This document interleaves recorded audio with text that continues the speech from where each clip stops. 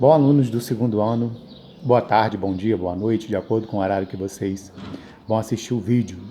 Antes de nós começarmos a nossa aula, espero que todos estejam bem no nosso retorno aí depois de 2 semanas de descanso, eu queria conversar com vocês o seguinte: a gente percebeu nas últimas semanas, nos últimos meses, uma certa saturação, por parte dos alunos de acessarem a plataforma, de ficarem estudando virtualmente. E o fato é o seguinte: eu particularmente acreditava que nós fôssemos retornar para a sala de aula num período mais curto. Eu imaginei que de repente agora, no mês de agosto e setembro, nós estaríamos na sala de aula e eu tentaria dessa forma então compensar ou tentar de alguma maneira acelerar aí os nossos estudos presencialmente, porque presencialmente, olho no olho, a gente consegue ter um acompanhamento muito melhor do que virtualmente. Porém, a gente percebe a cada dia que passa aí que está cada vez mais longe aí a possibilidade de nós retornarmos para a sala de aula.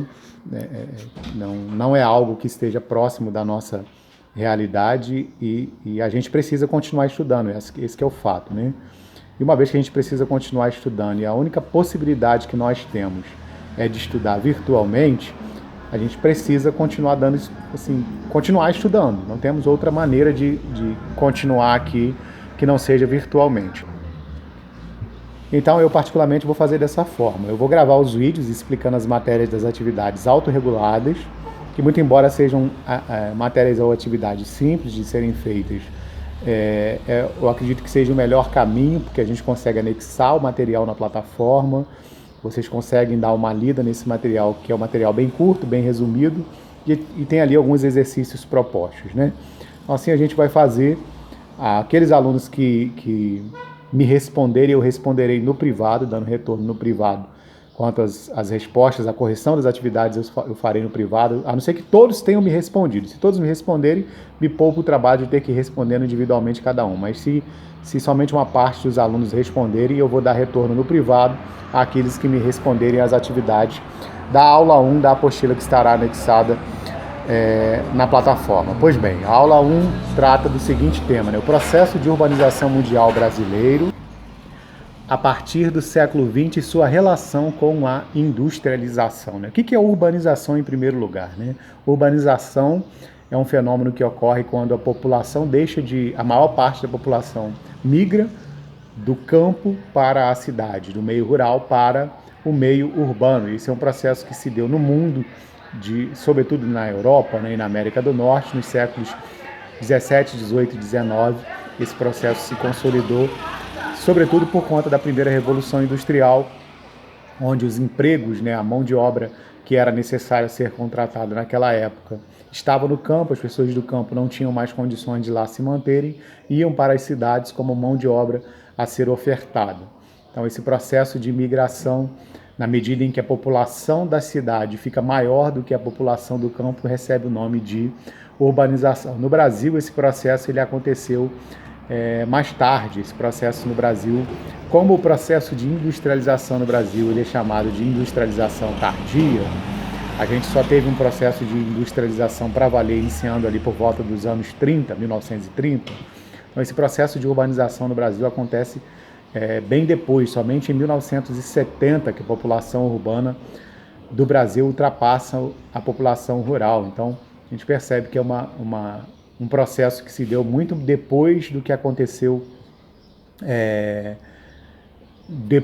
na Europa e nos Estados Unidos. Pois bem, se deu depois, mas depois acabou acontecendo um problema. Isso acabou acontecendo de uma forma muito acelerada. De 1970 a 2010, a população que até 1960 a maioria morava no campo, hoje nós temos mais de 80% da população brasileira morando em cidades. Isso é um processo muito rápido, com uma população grande, a gente tem 210 milhões de habitantes, ou seja, a gente está falando de mais de 160 milhões de pessoas morando em cidades, e isso acabou provocando uma série de problemas. A urbanização brasileira é marcada, bem como a urbanização da América Latina, por um processo de favelização, submoradia, sérios problemas ambientais, contaminação dos recursos hídricos, por conta dessa aceleração do processo de industrialização, aceleração, por conseguinte, do processo de urbanização e má distribuição da renda. Isso acaba provocando uma série de problemas.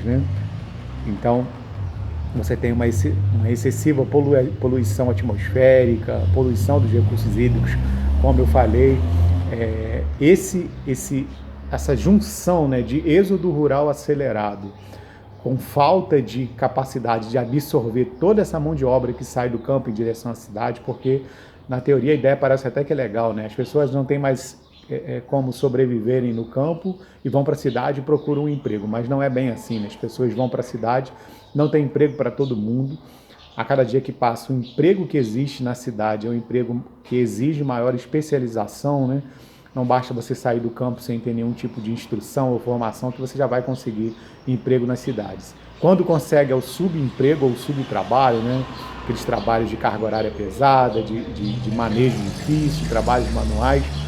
O trabalho na cidade exige que você tenha formação e boa formação e uma competitividade muito grande, né? Então, o êxodo rural é um dos principais problemas que as sociedades enfrentaram e que o Brasil enfrentou a partir da década de 70, com uma migração em massa das populações do campo para a cidade, e principalmente também, né, das áreas mais deprimidas, né, das áreas mais pobres para as áreas mais desenvolvidas que têm o maior nível de industrialização. Na região sudeste, principalmente os estados de São Paulo e do Rio de Janeiro.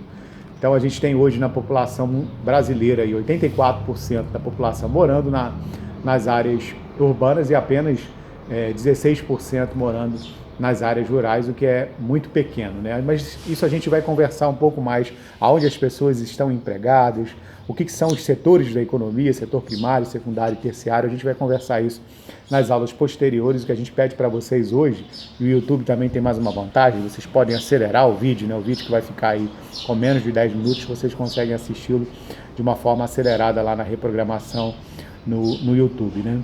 É que vocês deem uma leitura individualmente aí na aula 1 e resolvam as questões que está lá na atividade 1, que conforme eu já mencionei anteriormente, a gente vai fazer a correção individualmente e se todos responderem ou derem retorno, a gente coloca na plataforma para todo mundo, tá bom? Grande abraço, fiquem com Deus.